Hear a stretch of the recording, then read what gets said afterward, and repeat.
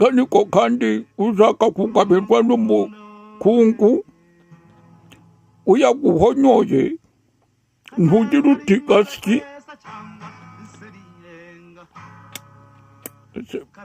inkono yanjye nayo irashaje ahubwo ugira uti mutware sinzi uko ikirenge cyanjye cyageze munsi y'icyawe maze rero mwana wanjye reka ncumbikire aho ngaho maze mpe n'urubavu dore ndashaje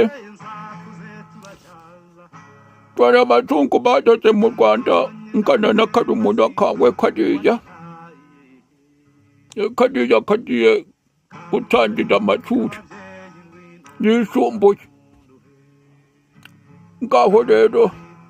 biri mpagaritse n'ubugingo mwana wanjye